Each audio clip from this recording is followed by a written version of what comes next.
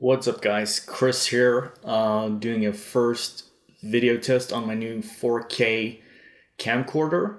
It's a Panasonic HC-VXF990 model, and it's currently recording in 4K 24p, which is 3840 by 2160 resolution. And it's running at 72 megabits per second bitrate for the recording. So the only downside, well actually there are a couple of them, but the main thing that you're going to notice from my previous videos is that the frame rate is going from 50 FPS on my old 1080p camera down to 24p on this camera, and that's simply because it's not capable of recording at any higher frame rate than that in 4K. So the main thing that you'll notice is, like, if I get my hand in the frame and sort of move around, I'm recording at what they call like a 180 shutter speed. So if you're recording at 24 frames, you want to have a 48th of a shutter speed. So it does have a little bit of an impact on movement. Now, I usually don't like have high action footage going on here, so but it's going to look not as smooth as the old videos. Fun fact about 24p, at least what I found online, is the reason why the film industry is sort of set on 24p. It's not the minimum number of frames that is required for your eyes to like see smooth movement, but rather it was because on the old film strips, the audio track was running along the actual film strip itself, and 24 frames, meaning 24 hertz sample rate of the audio, was the minimum they could get and get smooth audio.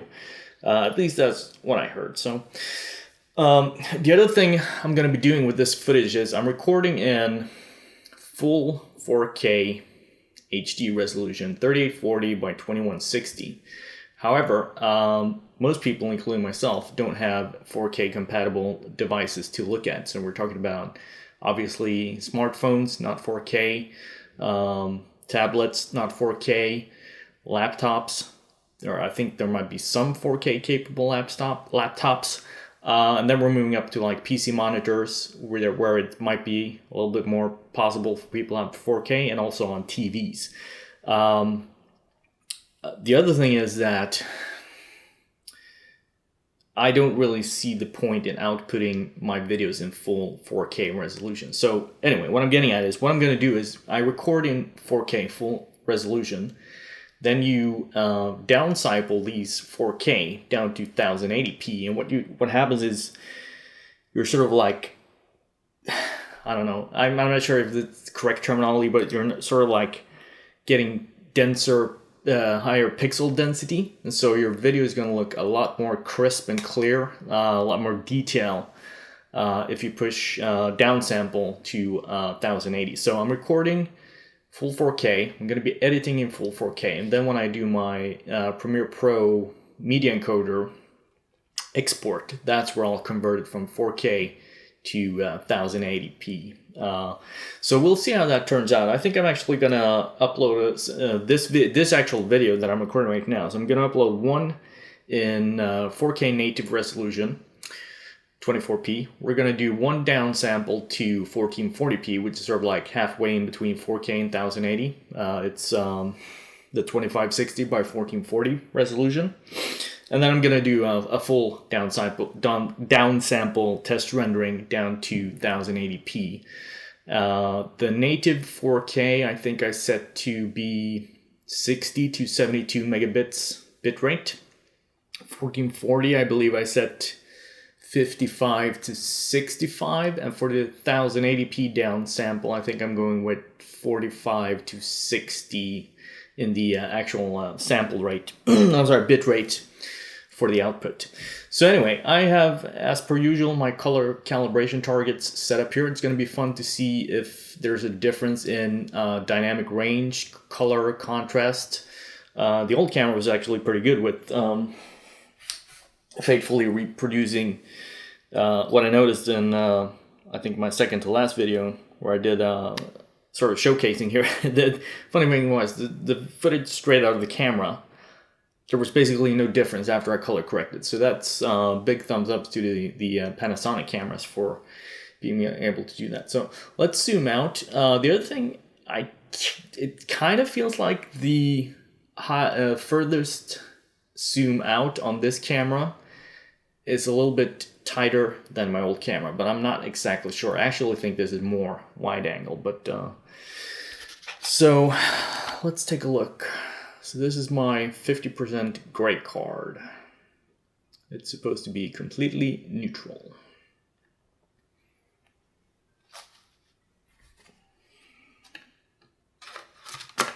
And then I'm not sure if any of you read my Facebook's post, but I was doing like Lumetri color, HLS, hue, saturation, light, whatever, HSL, secondary color correction, where I've tried to match each of these color swatches to their actual RGB values. And the mistake I made was I made the selections for the corrections too tight. So if I for example move this target up towards the camera, the white here is going to get blown out the closer I get to the camera, because obviously my light source is now closer, and so the light intensity being put onto this white is more than if it's down here. So if I correct down here and move something up, the objects up here are going to fall outside of the range for the correction selection. Whatever, that's beside the point. Let's take a little close-up of this bad boy.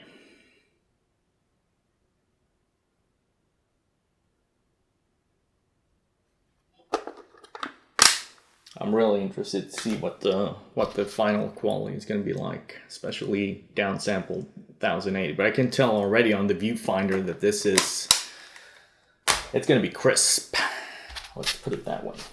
So the last video I did on the 1080p camera, one of the latest, was with the VP9. So I figured I would throw this in here and see if we can't get like a feel for how it compares. So the dynamic range and contrast, at least on the viewfinder, look way better on this 4K, almost like HDR quality. There is an HDR mode on the camera, but it can't be enabled in 4K mode. So, but anyway, let's try it out. Let's see, does it autofocus? It does. Wow. Wow. I mean, even on the like 2.5-inch LCD monitor here on the camera, I can see just how insanely crisp this is.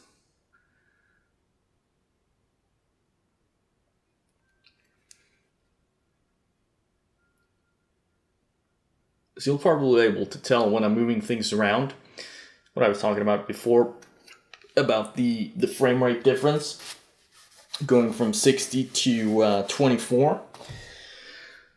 Hopefully we'll be able to manage.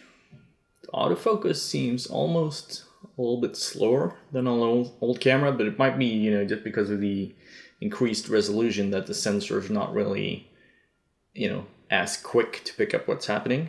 Let's see if we go. Yeah, it's not really following along. There we go. All right, so HK, VP9, Umarex, VFC, Crusader steel parts.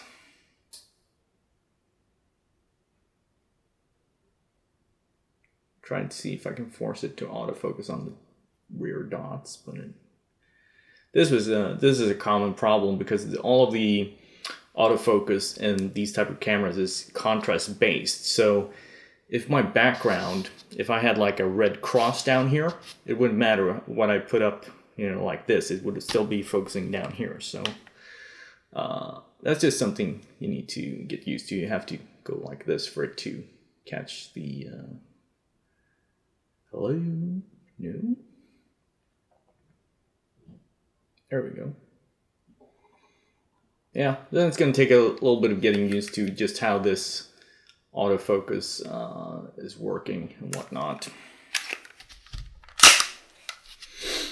Let's see, what does this look like if we have something? I mean, that's pretty quick moving.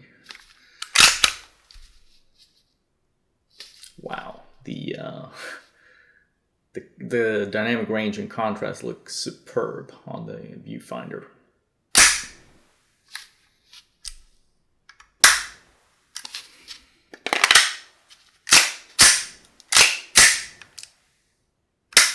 So I'm also going to be upgrading my audio output. I'm recording in WAV format right now, and I'm going to be outputting to AAC version 2, 96 kilohertz sample rate and like 256 bitrate. So we'll see how that goes. Obviously, I put a post up on my Facebook on the different stats on bitrate and how much memory this is eating up. I'm even not sure if my actual computer is going to be able to manage to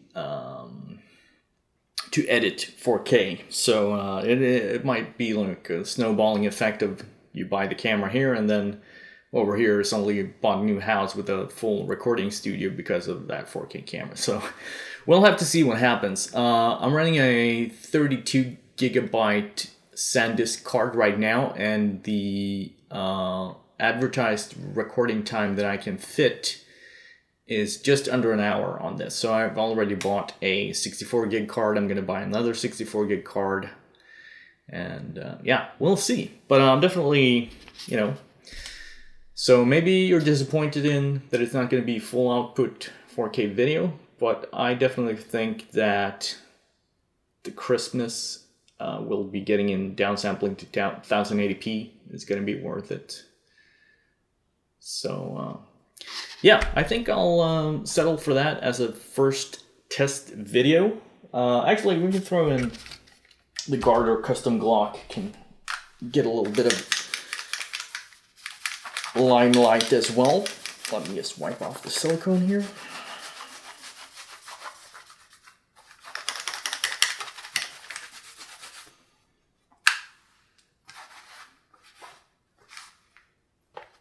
All right, Garter Glock 19 custom.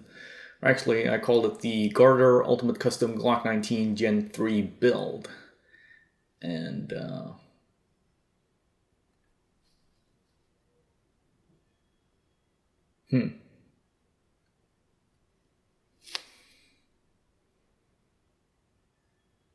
yeah, the autofocus does feel a little bit slower. But again, it might be just because of the, you know, the resolution. It has to be more, think a little bit harder about what pixels to actually catch on to.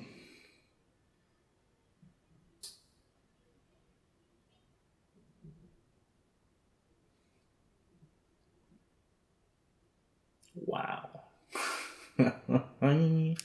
4K, baby.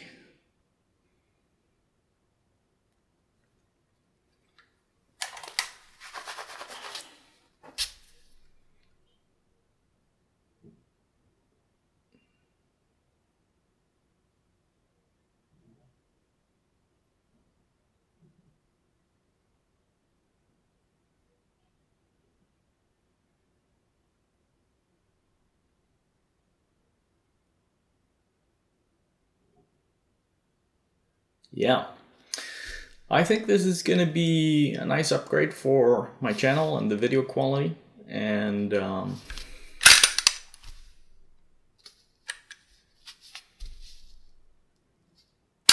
hopefully you guys enjoy it. I know I probably will. You know, as I've said always on this channel, it's you know, out of personal interest, you know, that I have an interest for audio and video and photography, that I try to keep the quality of things very high on this channel. But it's also, you know, I want to be able to offer high quality content like information and also high quality video. So hopefully that's what's going to happen here. We're going to step it up another notch, and yeah, that's it for the 4K test video. Like I said, this will be coming up in 4K native, 1440 and 1080p. So that's 2160, 1440, 1080, 24p, 72 megabits of raw data right on your screen. Well, actually, you're not going to get that, but I will. So, okay, see you guys later. Bye-bye.